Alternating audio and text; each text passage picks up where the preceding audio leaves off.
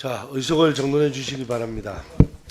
성원이 되었으므로 제411회 국회 임시회 제14차 국회 2030 부산 세계 박람회 유치지원 특별위원회를 개최하겠습니다.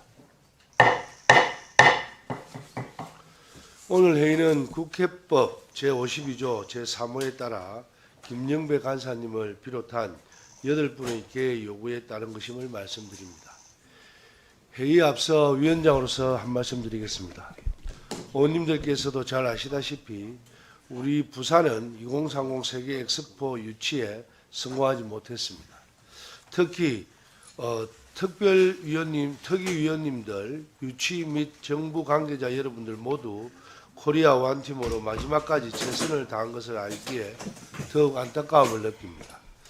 다만 부산이 29표만을 받는데 그쳤다는 점에는 유치 성공을 지나치게 낙관적으로 판단한 것은 아닌지 되돌아볼 필요도 있고요. 이런 점을 포함해서 유치 실패와 관련된 사항에 대해서는 분명히 짚고 넘어가야 할 필요가 있습니다. 그러나 책임만 묻기보다는 실패를 통해서 얻을 수 있는 교훈도 있음을 명심해야 합니다. 이러한 과정이 추후 우리나라에서 도전하는 많은 국제대회 유치에 큰 힘이 될 것이라고 확신합니다. 그러나 이러한 엄중함에도 불구하고 여당 위원님들과 유치 및 정부 관계자가 오늘 회의에 참석하지 않았습니다. 국민의 대표자가 출석해야 한다면 여야 간사의 합의가 없더라도 원래는 출석하여 자기들의 의무를 다하는 것이 어찌 보면 정부 관계자들의 입장인데 법적으로 이것을 처벌하기는 불가능한데 오늘 여당이 참석 안 하면서 정부 부처마저도 참석을 안 한다는 것은 정말 이 정권은 국회를 무시한 일이고 특히 역대 정권에 이런 식으로 여당이 참석 안 하는 데서 모든 관계자가 참석 안 하는 사례가 있는지 저는 알 수가 없을 정도로 비참함을 느낍니다. 정말 윤석열 정부의 무책임은 도대체 어디까지인지 모르겠습니다. 무책임의 끝판왕일 뿐만 아니라 국민 무시의 정말 대왕이다 이런 말이 나올 정도로 정말 어이가 없습니다. 유치 실패를 했으면 당연히 그 경과에 대해서 국민들께 보고를 하고 그 사유에 대해서 점검을 한 다음에 앞으로 이런 국가적 대사에 대해서 어떻게 그러면은 교훈을 얻을 것인지를 상세하게 의논하고 국민께 보고하는 것이 당연한 도리이고 의무임에도 불구하고 도대체 윤석열 정부는 유치위원회의 관계자들조차도 이 특위에 출석시키지 않는 그런 행태를 보이고 있고 심지어는 여당은 앞장서서 회의를 방해하는 이런 모습까지 보여주고 있습니다. 정말 도대체 국민들께서 정말 어떻게 생각하실지 모르겠습니다. 참담하기 그지없는 일입니다. 심지어는 올해 지금 현재 윤석열 대통령이 네덜란드 등 해외 순방을 가 계시는데요.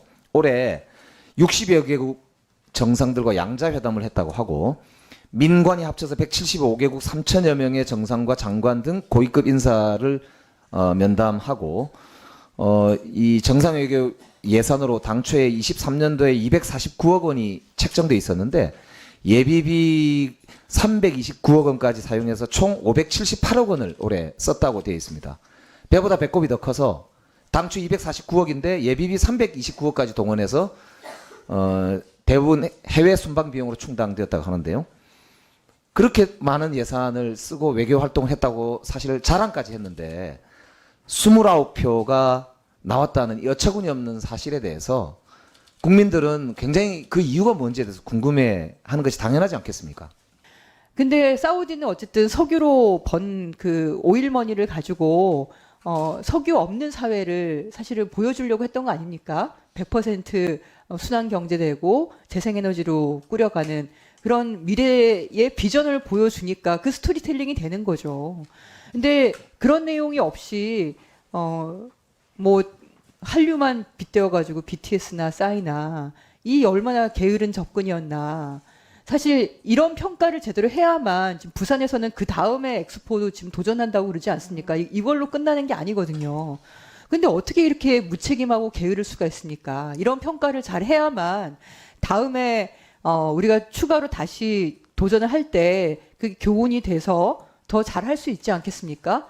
그런데 돈은 그렇게 써놓고 어떤 영업사원이 자기가 쓴 비용에 대해서 정산도 하지 않은 겁니다. 정산도 하고 평가도 하고 그거에 대해서 그 표가 29표밖에 안 나왔다고 하는 거에 대해서 도대체 뭘 잘못해서 그런 건지 해야지 그 다음 단계로 나갈 수 있지 않습니까? 그게 국가 기본적인 시스템이고, 그리고 국회의원은 국민의 대표라고 하는 역할로 나와 있습니다. 국민들이 궁금해하지 않습니까? 왜 그거밖에 못했는지. 문재인 정부 때 그때 평가한 게 30표는 들어올 수 있다라는 평가 아니었습니까? 근데 한 표를 더 깎아먹었어요. 제가 알기로는 5,744억 원 썼습니다. 부산 엑스포 유치하느라고. 그리고 대통령 네 분 해외 순방 다니고 엑스포 핑계 대면서 그 많은 외국 다니면서 500억이 넘는 돈 예비비까지 딸딸 긁어 썼어요. 그게 어떤 성과가 있었는지 국민께 보고를 해야 되지 않습니까? 그러나 참패하고 난 다음에 그 책임도, 실패의 책임도 n분의 1로 나누어져야 됩니까? 뭐 한다고 부산 국제시장 깡통시장에 그 떡볶이 먹방에 병풍처럼 들러리 세웁니까? 그 시간에 경제 살리는 데 힘쓰게 해야 될 재벌 총수들 그렇게 정치적으로 꼭 이용해야 되겠습니까?